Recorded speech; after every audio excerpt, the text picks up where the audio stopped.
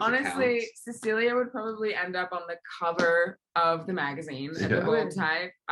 She would end up running the company and killing all of its staff members. Yeah, bit by bit. So we're not going to do a crossover episode. The bold type girls need to stay alive and safe. Kristen here, and we are chatting with Aisha Dee, Kane Scenes, and Hannah Barlow about their brand new South by Southwest film, Sissy. I hope you enjoy the conversation. I'd love to know what inspired Sissy. Bullying, which I feel like a lot of us go through as children. It's deeply personal, but also, you know, responding to our generation's dealings with social media and the impact on our mental health, and sort of the rise of con artistry in social media, because it's a wonderful vehicle and tool for people who kind of slip through the cracks.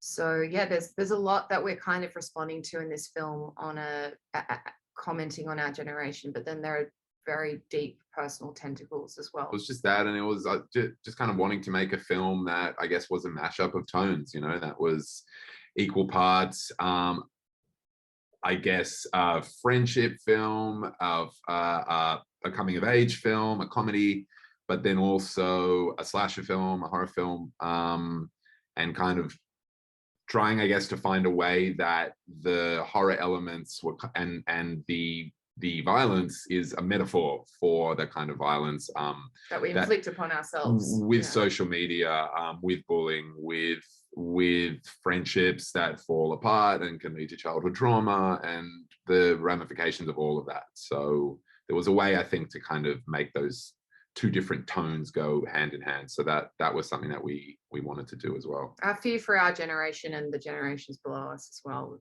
Yeah. Well, you guys nailed it. And Aisha, I mean, Cecilia is such an intriguing character. You go to so many different places. What was it like getting into that mindset? Well, the year was 2020, so it wasn't difficult. I feel like we were all kind of a version of being not there necessarily, but I feel like there was something about that year, everyone being so isolated from one another. I think everyone was kind of experiencing a little bit of social anxiety, coming back into being around people again, or at least I know I was. And it honestly just kind of reminded me of my younger self. So it was easy for me to kind of just to feel like a lot of empathy for her and a lot of love for her. I thought it was so interesting because, you know, there is such a heavy social media focus in this film, and you also played a character in the bold type that, you know, is very social media focused. Do you think the two of them, you know, would be on the same, you know, level when it comes to social media? Do you think you guys would get along? That's a great question. That is a good question. Would they get along? I don't know about that. I think they probably think about social media in completely opposite ways. Yeah. I think that was actually what really attracted me to the project. Was it felt like it was saying something so different from the bold type, and it still felt like there was a very strong like female gaze on it, if you know what I mean. Like it felt kind of campy in a way that I really loved, and you know, we were talking about things that are relevant to me and the people around me. But yeah, I think honestly they would probably think of social media in the completely opposite way, but that's beautiful, and that's what social media is, what everything is. Like I'm at a point in my life where I'm just trying to acknowledge the duality that exists in everything. So social media is another example of that. Would Cecilia manipulate Kat to get that free exposure and coverage of Cecilia's honestly accounts? Cecilia would probably end up on the cover of the magazine at the bold type.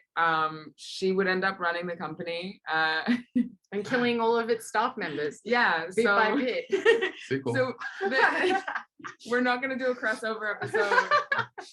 The bold type girls need to stay alive and safe, and you know. Oh my gosh, I love that. And now, you know, Hannah, you're, you know, in addition to writing and directing, you're also starring in this movie. So what was it like to wear all of those hats? Couldn't have done it without Kane, you know, like, and also Aisha just killing it. It was really very tiring. You know, I was a bit of a shell of myself by the end of the shoot, but I've learnt my lesson. I'm not doing that again. But honestly, it was just a wonderful opportunity, you know, as a struggling actor in LA for many years and then back in Sydney. I came to the conclusion that I needed to write myself roles if I wanted to do this thing. And I've done that. And I never thought that, you know, of course I hoped that Sissy would get the attention that it's gotten. But, you know, I didn't bet on it, and it came to fruition. And I'm just very grateful that I could do all of those things and that our whole team supported that decision, because they didn't have to. And so, yeah, I got to have fun dabbling while this one kept the fort safe. And well, I think it was just kind of, it's just how we worked on this one, you know, like we just kind of, we were on a very tight schedule, and we obviously had a lot of practical effects and things like that in the film, so we would just kind of divide labor, you know. In between takes, Hannah would jump in with the rest of the cast, and I would kind of quickly go check on like the camera, you know. So I think there was a benefit in that. Yeah, and I think there was a benefit to kind of writing the role for Hannah to play. It was something that felt very kind of embedded with who she is. Not to say it was an easier role, but it was something that you could kind of slip in without having to. Yeah. So, you know, that might have made it a little easier in that sense. And also the fact that that relationship with Cecilia is based on some relationships that you've had in the past. Not obviously that have turned out exactly like that, but that Hopefully that inspire the things. I'm just of it. as much Cecilia as I am Emma, and yeah. Know, so. But just the ability to kind of slip into those scenes, to be able to direct and then quickly kind of jump into a performance, which I guess is very close to you, is probably the way that we were able to make it work. It's really weird, you know, though, when you write these lines and then you forget them because you're really tired. Like Aisha was very patient with me. I'm like, oh yeah, what's my line that I wrote? No, you were great. Give yourself some credit. One of the things that I love so much was just how you kind of spun everything in the end. Like, you know, it went in places that I was not expecting. You know, you always think, oh, it's gonna have the happy ending. It's like, we got a different kind of happy ending here, you know, or who you don't expect necessarily. So could you guys talk a little bit about that? Well, I think it's great the way you put it. It's a different kind of happy ending, because I think if you look at it in a traditional sense, I don't know, you may or may not kind of see it that way, but we're rooting for Cecilia. I mean, I think that's the goal, at least, when we went into it, was that we felt like the audience had to love Cecilia. She's our lead character. The film is named after her. So we had to kind of pay that off and leave people with, I guess, yeah, like our take on a twisted happy ending. As Aisha has said, like, I'll let you speak to it, but it's like she's stepping into her power, right? Yeah, absolutely. Like, to me, this is something we spoke about in our first meeting.